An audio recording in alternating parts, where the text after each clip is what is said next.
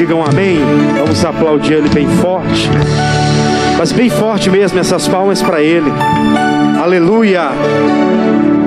Boa tarde, povo de Deus. Sejam bem-vindos à casa de Deus nesse dia, amém? Pode sentar, sejam bem-vindos. Que a graça de Deus seja conosco. Daqui a pouco nós vamos orar mais. Nós vamos louvar mais a Deus. Esse é um domingo especial. E eu tenho certeza que o Espírito Santo há de falar ao seu coração nessa hora. Amém? Vocês estão me vendo aqui meio diferente? Não estranho não. Essa camisa aqui é a nossa camisa do Congresso da Juventude. A gente está usando ela já para ir mostrando os irmãos, né? Só que essa aqui é modelo botijão, tá bom? Aí tem a modelo tanquinho, que é outros aí. Aí tem outros modelos legal. Mas com certeza, depois a gente fala melhor para você, tá bom? E a gente vai entrar na mensagem agora. O Espírito Santo vai falar com você e você vai ser abençoado. Evangelho de Lucas, vamos lá? Evangelho segundo Lucas, capítulo 7. Nós estamos estudando aqui sobre alguns assuntos muito importantes, falando um pouquinho da trajetória de Zacarias e Isabel. Um casal que a Bíblia diz que era justo e irrepreensível. Ou seja, eles não precisavam ser repreendidos diuturnamente. Não precisavam estar sendo chamados à atenção. Porque em tudo aquilo que diz respeito à vida espiritual, eles eram presentes. Tanto que, quando Deus busca abençoar aquele casal, o cidadão chamado Zacarias, que já estava numa idade bem avançada, ele estava fazendo o quê? Oferecendo sacrifício no altar. Ele poderia, quando foi sorteado, quando chegou o dia dele oferecer sacrifício, ter dito o seguinte: eu vou dar oportunidade para quem é mais jovem, deixa eles produzirem, deixa eles sacrificarem no altar, enquanto eu vou ficar aqui no meu canto, vou ficar aqui com a minha esposa, a minha senhora, que também já não é mais uma mocinha. Eu não vou passar uma semana longe dela. Vamos ficar juntos aqui e Deus se encarrega de colocar outras pessoas no altar para fazer esse trabalho. Quando ele recebe aquela oportunidade de ir para diante de Deus oferecer sacrifício, ele não nega. Imediatamente ele se posiciona e vai lá realizar aquele trabalho, que não era simples não. Se você parar para analisar, uma pessoa passar 7 dias consecutivos diante de Deus ali, lutando pelas causas do povo, enquanto o povo está lá de fora lá intercedendo, eles estavam diante de Deus, sacrificando por aquelas pessoas, transmitindo para Deus as causas do povo, as necessidades que aquelas pessoas estavam enfrentando, e aquilo era desgastante. Eu sempre comento com o pessoal, a gente fica o dia todo aqui na igreja, passa o dia todo executando a obra de Deus. Tem domingos que a gente sai daqui só o pó, né? E olha que são apenas 3 cultos. São apenas 3 cultos. É coisa rápida. Vai rápido. Mas não é só o culto em si. Existem outras coisas que acabam desgastando mais do que o culto. Porque o culto ele é espiritual para Deus, mas a nossa mentalidade, a nossa alma tem que estar o tempo todo desenvolvendo espiritualmente. Meditando, entendendo, buscando conhecer as coisas espirituais. E eu fico fazendo essa análise. 7 dias ali diante do altar sacrificando, foi o tempo que ele ficou. E justamente quando ele estava lá, executando esse trabalho espiritual, ativo espiritualmente, foi que Deus visita ele e diz: olha, a tua mulher terá um filho, vocês vão colocar o nome desse menino de João, ele vai trazer muita alegria, não vai ser só para vocês não, vai ser para Israel, vai converter o coração dos pais aos filhos, dos filhos ao pai, e o povo de Israel vai se voltar para Deus. Naquela época o povo de Israel, apesar de servir a Deus, estava bem dividido. Estava bem distante do compromisso. Estava bem frios espiritualmente. E ele teria uma responsabilidade muito grande. Mas Deus visita ele justamente quando ele está fazendo aquele trabalho espiritual. E aí que eu quero entrar com você. O tempo foi passando e o João Batista nasceu, cumpriu o propósito pelo qual ele nasceu. Ele não nasceu em vão, não nasceu sem objetivo. Assim como eu e você, nós não nascemos sem objetivo. Diga graças a Deus. Eu sei que eu nasci com propósito. Você nasceu com propósito também. Muita coisa para ser feita através da nossa vida. E aí o tempo foi passando, João Batista foi concretizando algumas obras, preparando o caminho do Senhor para Deus. Né? Preparando o caminho para que Jesus viesse e ali realizasse a obra de salvação. E aí, em determinado período, estava lá o João Batista com seus discípulos e Jesus estava passando por ali. O João Batista começa a apontar para Jesus e falar com aqueles que seguiam a ele, que eis ali o Cordeiro de Deus que tira o pecado do mundo. Começou a mostrar para os discípulos que seguiam a ele, dizendo, esse é o Cordeiro de Deus que vai tirar o pecado do mundo. Ele começa a apontar para Jesus. E os discípulos começam a olhar para Jesus. Um determinado dia, os discípulos de João Batista, eles chegaram até Jesus e falaram o seguinte, é o Senhor mesmo que havia de vir ou vem outro? Vieram perguntar. Aí Jesus falou para ele, venha e veja. Anuncia lá para o João Batista. Aí depois que Jesus explicou isso, eu quero entrar no assunto. Lucas capítulo 7, versículo 26. Lucas capítulo 7, versículo 26. Então João Batista nasceu nesse contexto. Um casal justo e irrepreensível que era espiritualmente ativo. Que não tinha dificuldade em honrar o altar. Mesmo na velhice estavam lá honrando o altar. Porque eles entenderam que ainda na velhice eles dariam frutos. E aí nasce João Batista, começa a cumprir propósitos. E ele começa a apontar para Jesus. Aí ele fala com os discípulos. Né? Jesus falando para os discípulos de João Batista. Olha só o que ele vai dizer.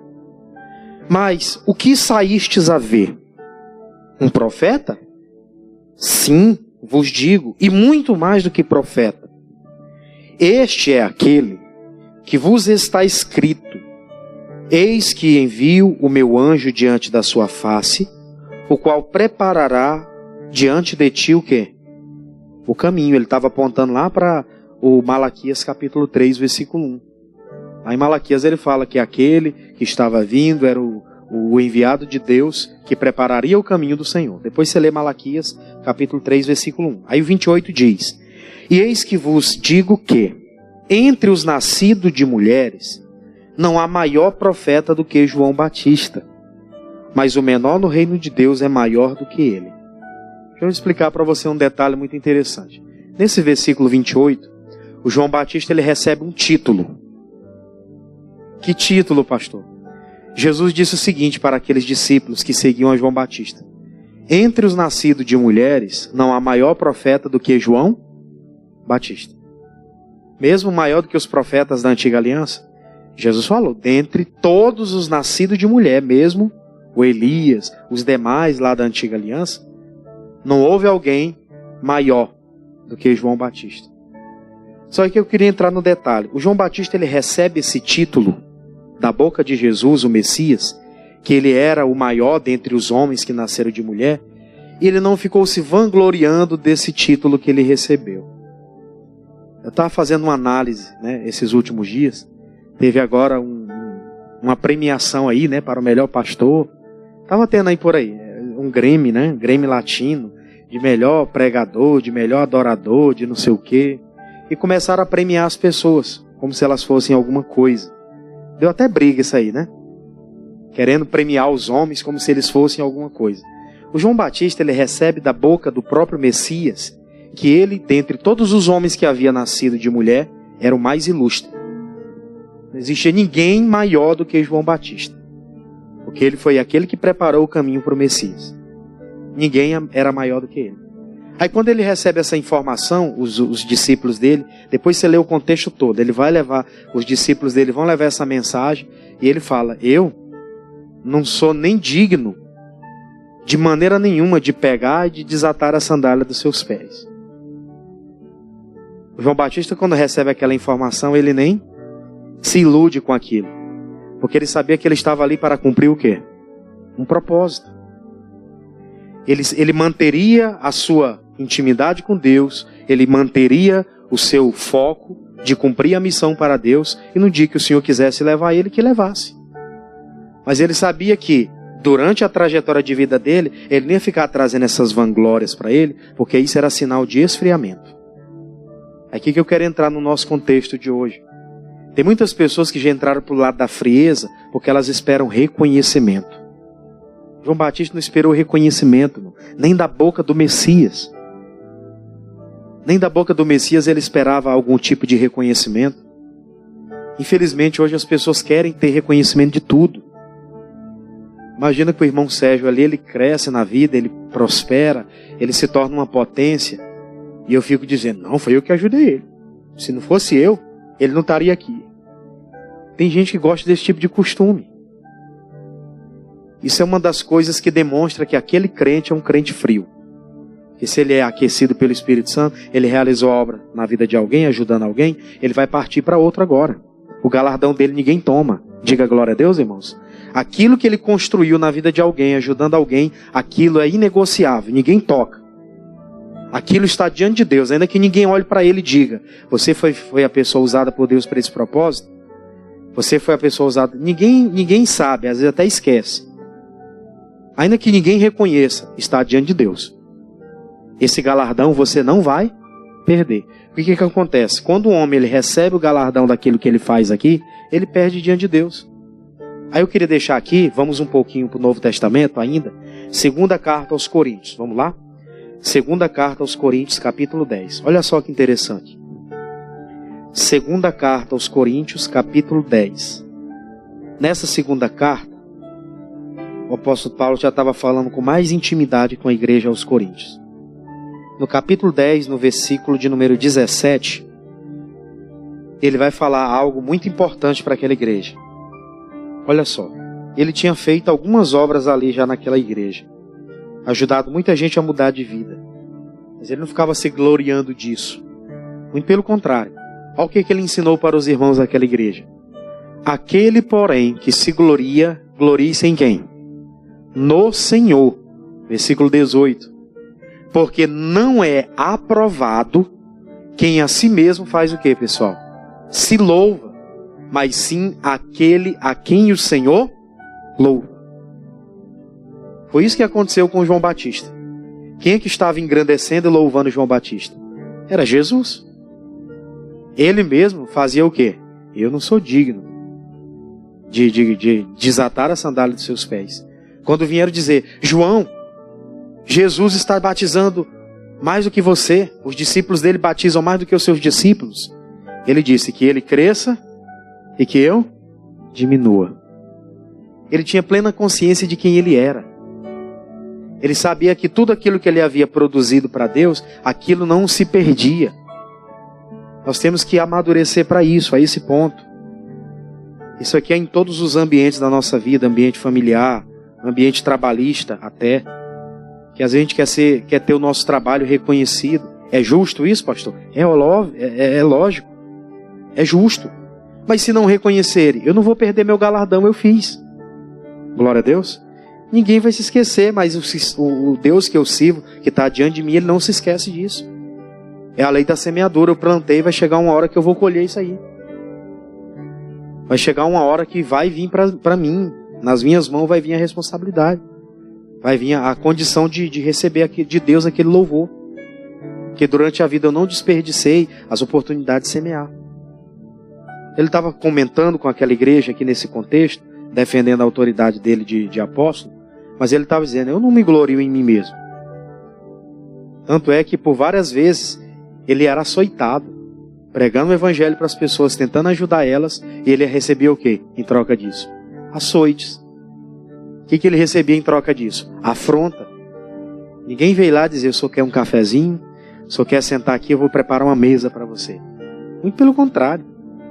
Que a gente que queria era, agredi-lo. Mas o tempo todo ele mantendo a sua postura de servo. Alguém maduro, alguém que não esfriava na fé, independente das lutas. Tem pessoas que qualquer batalha que ela enfrenta, ela esfria, irmão. Isso é muito triste. Pastor, nunca mais fui na igreja. Por quê? Não, tem uma luta que eu estou enfrentando. Meu irmão, eu quero que você estar na igreja mesmo. Entendendo as palavras de vida eterna. Buscando conversar com as pessoas espirituais. Que vão lhe orientar, que vão lhe acompanhar. Que na hora que você estiver necessitado, vai estender a mão, não vai deixar você ficar sozinho. Aí era a hora da pessoa fazer o quê? Se aproximar mais. Mas tem pessoas que em contrapartida desanimam. Aí eu queria deixar aqui com você, vamos para Gênesis. No Antigo Testamento, Gênesis capítulo 4. Quero comentar um pouquinho com você sobre a frieza que esse cidadão viveu. Olha só. Gênesis capítulo 4. A história é bem conhecida. Versículo 3. Gênesis capítulo 4, versículo de número 3. Você vai lembrar que Deus gerou Adão do pó da terra, ele foi gerando o homem, depois soprou o seu fôlego de vida, Do homem, determinado dia ele coloca o homem para descansar, tira uma parte do homem e ali ele gera a mulher, a auxiliadora, carne da sua carne. Os dois vão começar a crescer, vão começar a multiplicar. Eles cometeram o erro lá, tiveram que sair do Éden e foram colocados na terra para lavrar a terra, para cuidar da terra. Deles nasceram 2 filhos a priori. Primeiro nasceu o Caim, primeiro homem nascido de mulher, depois o Abel. Você já conhece a história. O tempo foi passando, ele foi ensinando o filho sobre a questão de semear, sobre a questão de honrar a Deus, sobre a questão de servir, de preparar altares para Deus. E o Caim e o Abel entendiam sobre isso. Com certeza eles não eram leigos com relação a isso, que o Adão e a Eva com certeza ensinaram. Só que em um determinado tempo, diz aí o versículo 3, olha, aconteceu ao cabo de dias que Caim trouxe do fruto da terra uma oferta ao Senhor. Versículo 4. E Abel também trouxe dos primogênitos das suas ovelhas e da sua gordura. E atentou o Senhor para Abel e para a sua oferta. 5. Mas para Caim e para a sua oferta não atentou. E irou-se Caim fortemente e descaiu-lhes o seu semblante. Preste atenção numa coisa. Esses homens, eles receberam os dois a mesma informação. Tanto Caim como Abel tiveram o mesmo pai e a mesma mãe. Os dois receberam a mesma informação. Precisamos preparar altares para Deus e precisamos honrar o Senhor. Precisamos tratar Ele como Ele deve ser tratado. Isso era algo irrisório, porque Deus deu para eles toda a terra, todos os animais estavam à disposição deles. O Caim era lavrador da terra, o Abel cuidador das ovelhas, das vacas, dos bois. E quando Deus vem ali, eles têm que preparar um altar para honrar a Deus, vem o irmão mais velho, o Caim, ele pega lá um pouquinho das coisas que ele produziu na terra, que provavelmente não foi bom, e joga ali diante do altar como se Deus pudesse receber aquilo. E a Bíblia fala que Deus não olha para ele, primeiro Deus não olha para ele e nem para a sua oferta. A gente tem que entender isso. Deus não está interessado na minha oferta especificamente. Deus está interessado na minha vida. Amém? Tanto é que ele disse, se você tem algo contra o teu irmão, faz o quê? Deixa a tua oferta aqui no altar, vai acertar com ele, depois você entrega. Glória a Deus. Ele não está interessado em oferta. Ele quer primeiro o coração. Por isso que ele falou que ele não atentou para Caim e nem para a sua oferta, porque ele trouxe o pior. Em contrapartida vem o Abel, mais novo. Pegou o melhor das suas ovelhas, o melhor do que ele tinha lá produzido, o melhor do que ele tinha para oferecer, e oferece no altar. E a Bíblia diz que Deus olha para ele e depois olha para a sua oferta. Aí entra um problema na história. Vem o versículo de número 6. Entrou um problema. E o Senhor disse a Caim, por que te iraste? E por que descaiu o teu semblante? O que acontece na situação? Quando Caim, ele não é aceito, quando Deus não recebe aquilo que ele oferece, não recebe a vida dele quando ele oferece, é porque, infelizmente, dentro do coração dele, ele havia entregue o pior para Deus. O pior. Ele não tinha uma vida entregue a Deus. Porque se ele tivesse uma vida entregue a Deus, ele entregaria o seu melhor. E quando eu falo de entregar o melhor, tem gente que só interpreta o financeiro. Não é isso, irmãos. Isso aí tem que ser o melhor também, mas o melhor da sua entrega. Entende a questão? Eu trabalho com a juventude que eu sempre falo para eles, entrega o teu melhor. Entrega o melhor do teu dia. O dia que você estiver emburrado, com o semblante descaído, você fala o seguinte, você fica em casa. Por quê? Porque lá você não vai assustar ninguém. Né? Lá você não vai assustar ninguém. Você sabe que o semblante descaído, ele tem muito significado. Quando ele percebe, Deus não recebe a minha oferta, a Bíblia fala que o semblante dele começa a ficar descaído. Triste. O sinal de tristeza na vida de alguém é sinal de falta. Tem alguma coisa faltando. E o que faltava para ele? Honrar a Deus como deveria. Isso ali era sinal de que ele já estava frio, irmãos. Frio. A Bíblia diz que nós devemos entrar pelos átrios do Senhor com alegria. O salmista Davi disse o quê? Me alegrei quando me disseram, vamos à casa do Senhor. Como foi que o Josué e o Caleb falaram? Subamos animosamente e assim nós vamos vencer os nossos inimigos. Se Deus se agradar de nós, essa terra é nossa. Ou seja, o tempo todo com disposição. sabendo quem era Deus que estava diante deles e sabendo quem eles eram, que Deus não rejeitaria eles e eles teriam vitória. Por que ele fica triste aqui? Não era para ficar triste com Deus, era para ficar triste consigo mesmo. Porque não era culpa de Deus aquilo, isso era um problema dele. Ele não havia entregue o melhor para Deus. E é isso que muita gente tem que parar para analisar. O problema não está em Deus e nem está nas pessoas à nossa volta. Porque geralmente tem pessoas que têm essa tendência de querer terceirizar os problemas pelos quais ela está vivendo. E geralmente a coisa é mais particular do que a gente imagina. O problema é nosso. O problema aqui era do Caim. Era ele que deveria chegar diante de Deus e se acertar. Verdade, Deus.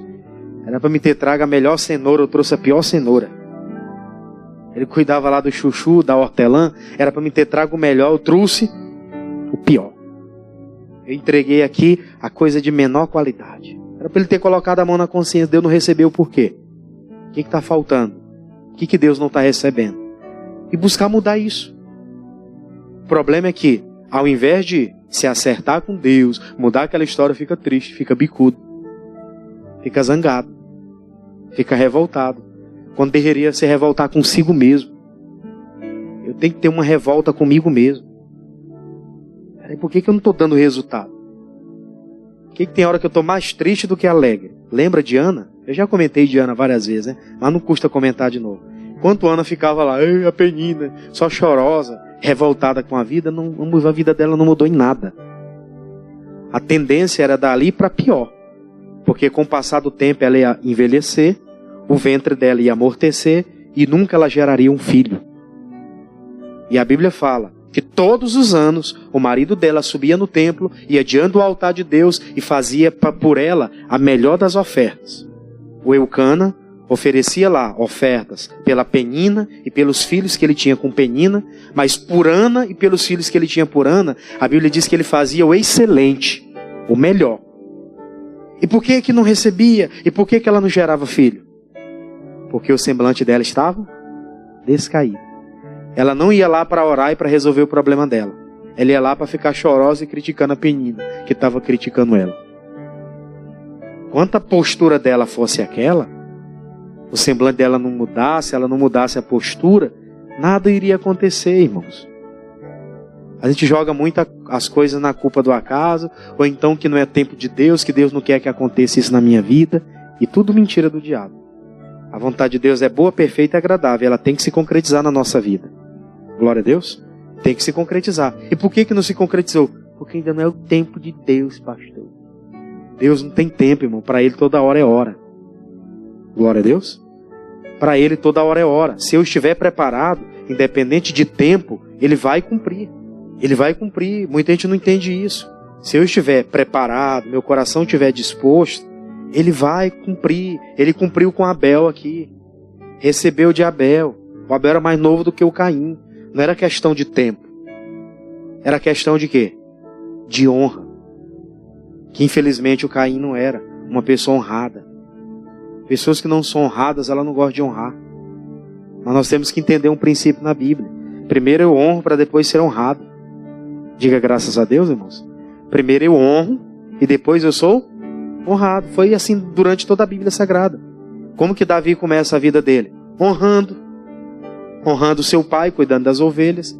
Depois, quando ele é levado para a casa de Saul, ele honra Saul, faz tudo por Saul.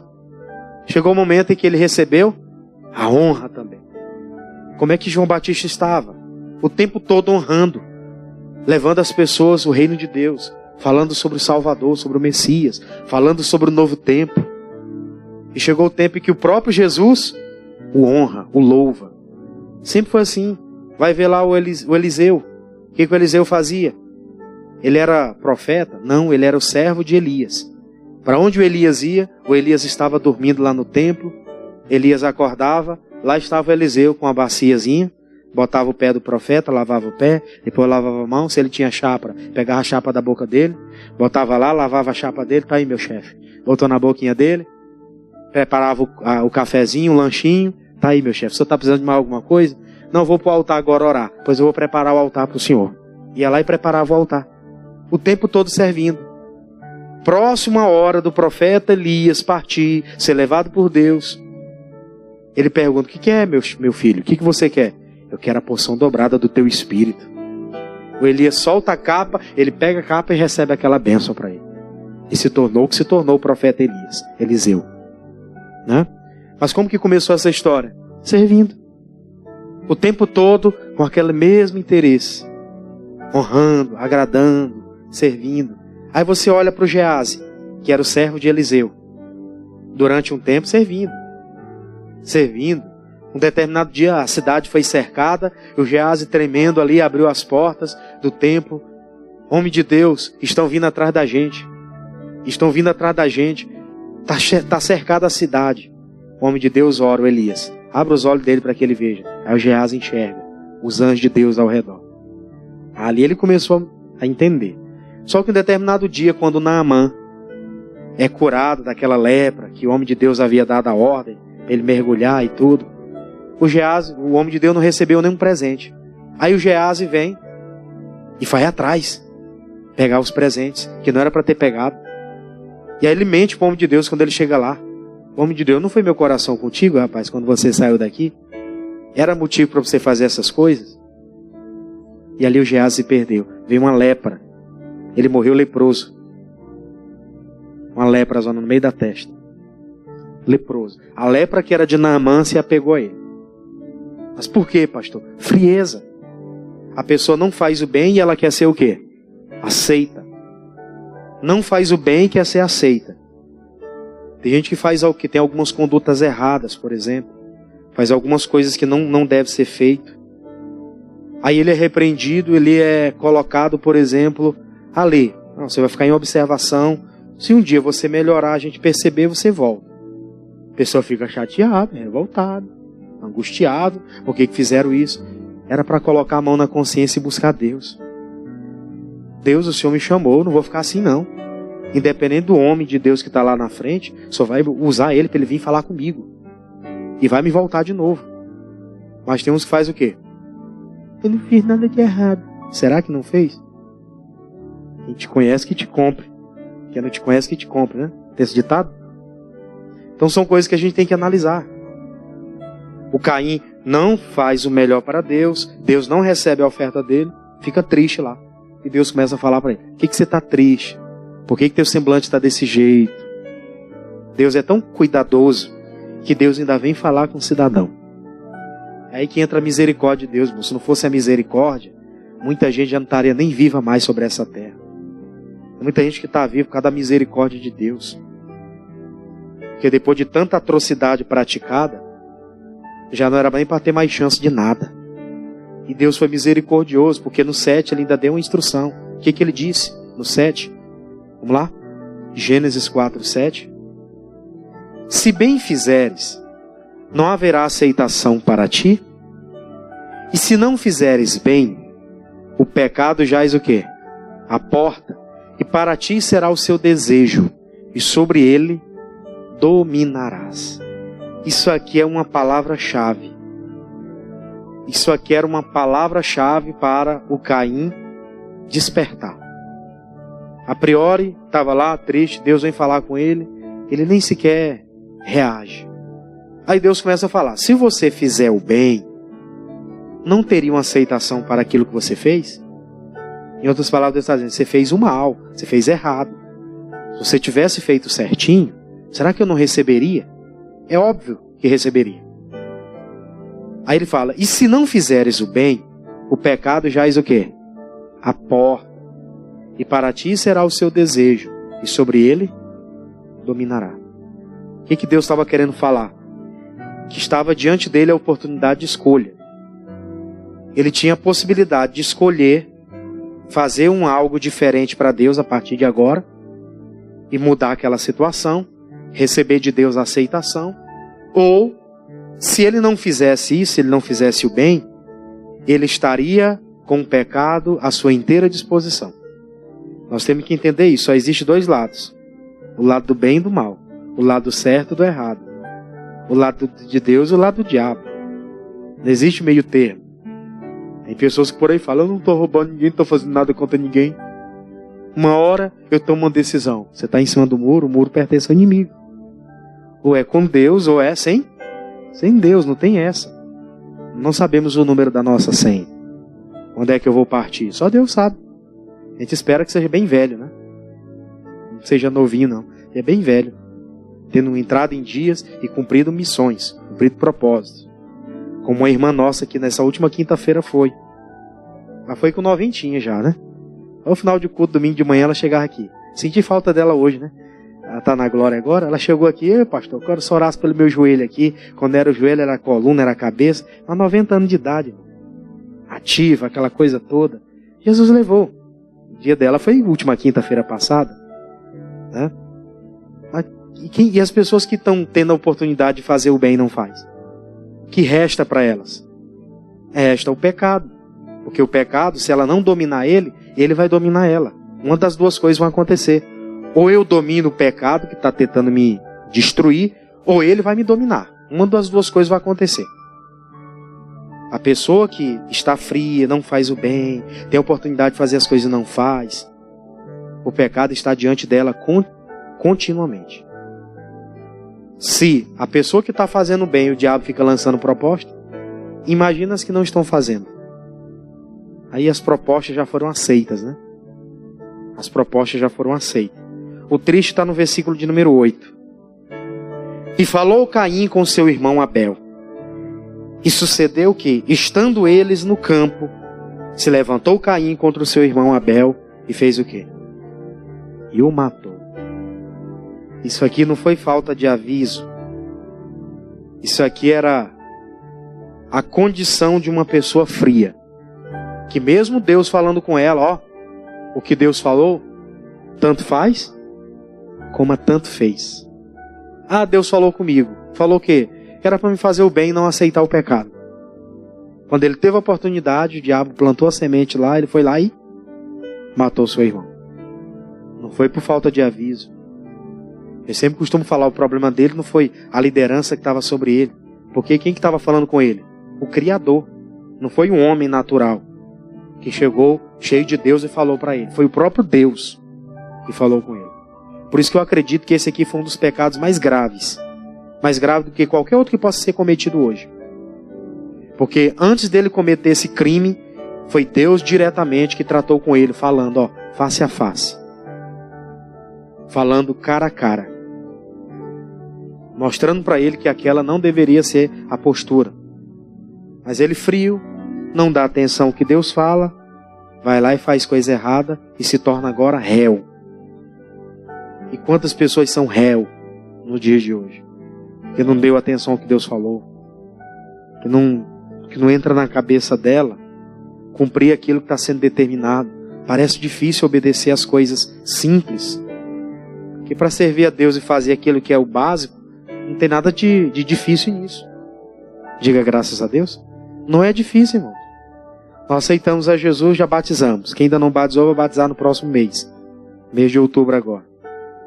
A Bíblia fala que tem que ser marido de uma só mulher. Então bora acertar o negócio. Marido de uma só mulher, mulher de um só homem. A Bíblia fala que aquele que praticava determinada coisa errada, por exemplo, era o glutão, o beberrão, era o que vivia nas prostituições, assim, assado. Agora não faça mais isso, viva para Deus. Muda lá a situação que ele vivia, agora está em Cristo, pronto.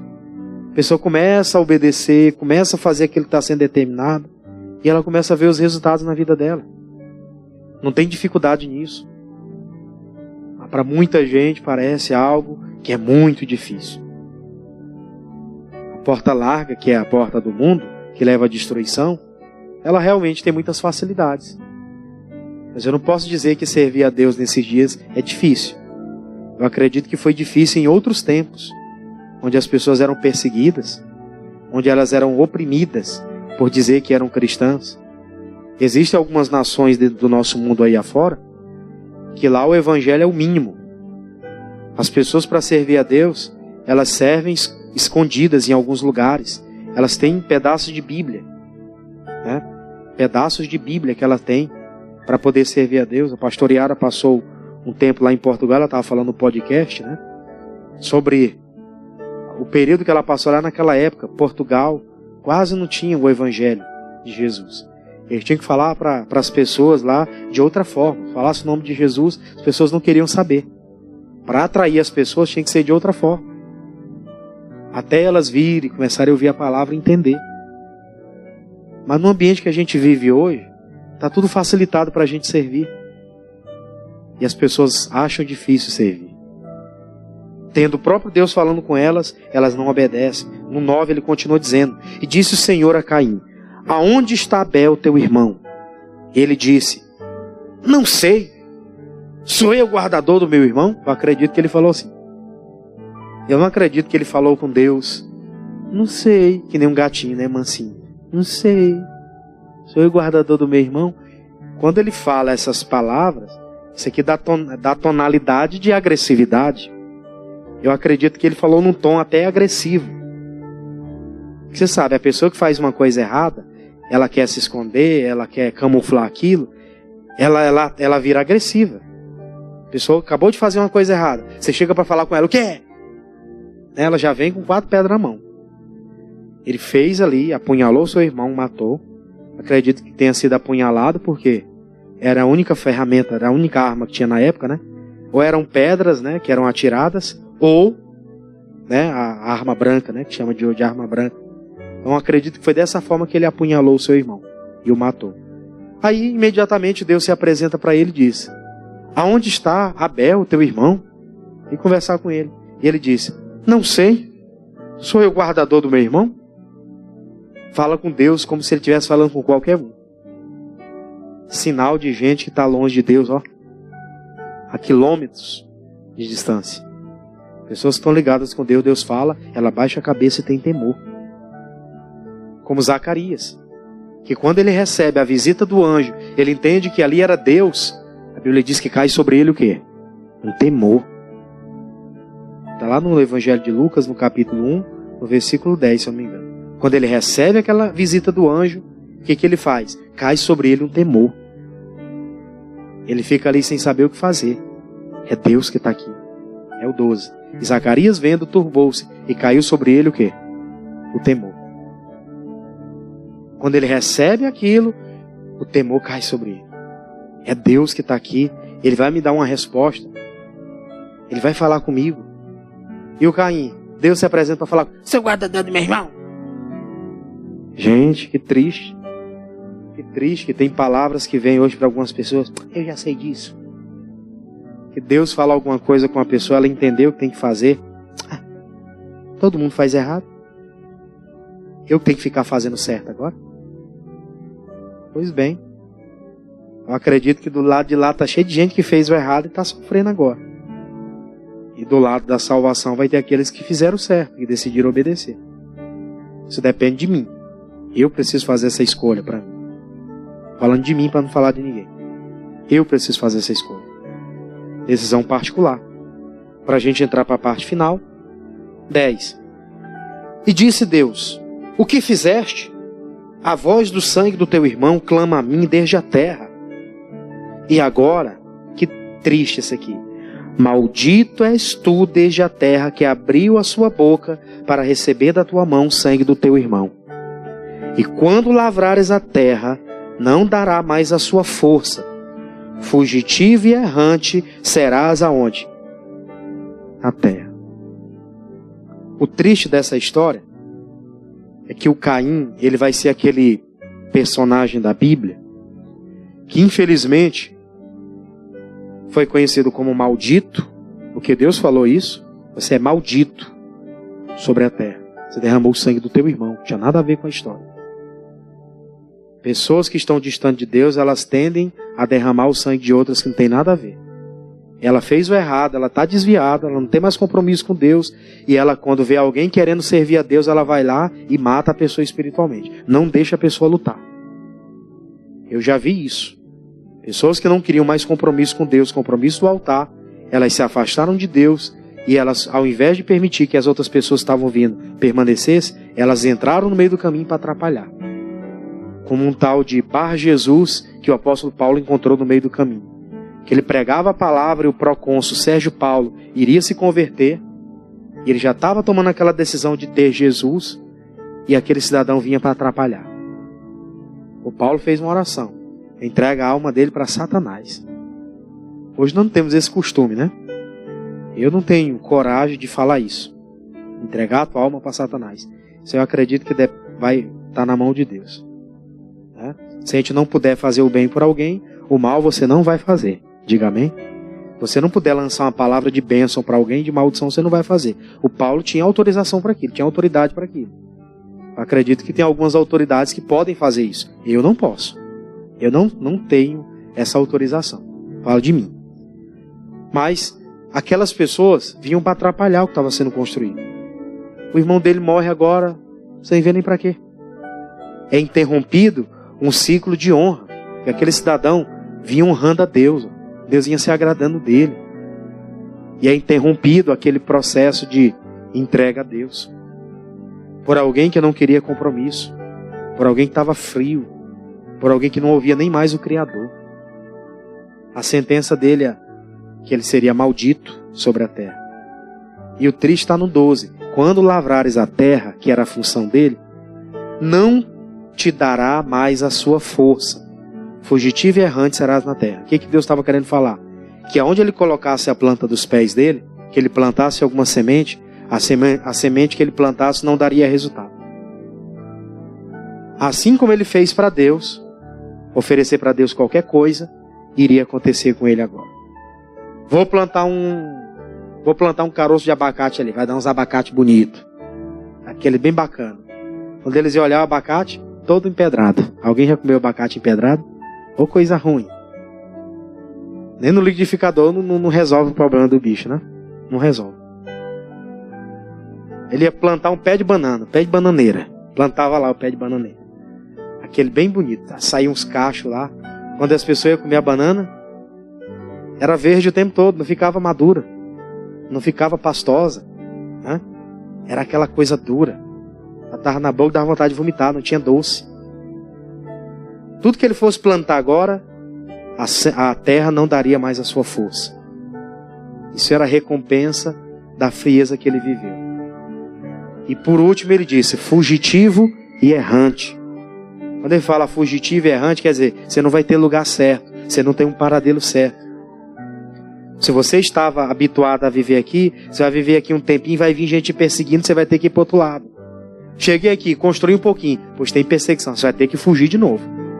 A vida dele seria fugitivo e errante na terra.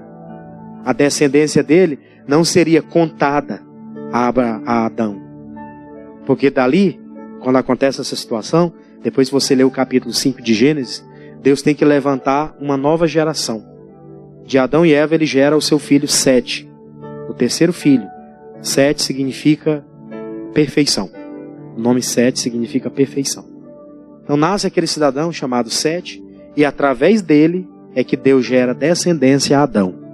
Foi de lá que veio Noé, foi de lá que veio Abraão, veio os patriarcas e assim sucessivamente até Jesus o Messias. De Caim não podia vir. Glória a Deus. Por quê? Durante a vida dele ele só fez o que era mal. Teve a oportunidade de fazer o bem para ser aceito e jogou isso fora. E eu quero orar com você em cima dessa palavra hoje. Meu Deus, que coisa séria. Eu preciso estar ligado com o Senhor a ponto de o Senhor falar comigo e eu discernir que é o Senhor. E se eu tiver alguma coisa para acertar, eu não vou ficar chateado com isso. Dizer, ô Jesus, muito obrigado, o Senhor abriu os meus olhos. Por várias vezes, eu como pregador, estou aqui, o pastor está pregando, às vezes, se ouve ali, comenta algo, eu disse, meu Deus, como eu estou sendo falho nisso. Vem logo, cai aqui, ó. Ah, não, sou pastor também? Que história é essa? Não precisa nada disso. Estou aqui mesmo. Não, peraí. Se eu não estiver ligado com Deus, a casa cai. Você entende a gravidade da coisa? Mais cedo ou mais tarde, a casa cai. E feio vai ser o tombo. Por isso que a gente tem que colocar a mão na consciência hoje e orar. Falar com Deus. Tem hora que eu estou frio, pastor. É verdade, eu estou frio. Seja sincero com Deus. Se for para fazer 5 minutos de oração, não estou falando de 1 hora, falando de 5 minutos de oração. Tem gente que não consegue. Vamos marcar aqui, 5 minutos de oração. Eu, você e a irmã ali, nós 3. 5 minutos para tu, 5 minutos para eu e 5 minutos para ela. Vamos orar aqui 15 minutos. Na hora que chega a vez da pessoa, só sai o quê? Meu Deus e meu Pai. meu Deus e meu Pai. Meu Deus e meu Pai, meu Deus e meu Pai. É isso. Amém. Glória. Não sai nada, gente. Isso é resultado de um relacionamento que está, Por isso que eu tenho que pensar hoje. Não interprete isso como uma crítica, não. Interprete isso como um cuidado de Deus. E quando você olha só pro lado da crítica, você fica até com raiva de mim. Eu não estou aqui. Preciso que você fique com raiva de mim. Coitado de mim, quem sou eu? Ninguém é para ter raiva de mim. Sou um cidadão simples. Né? Simples.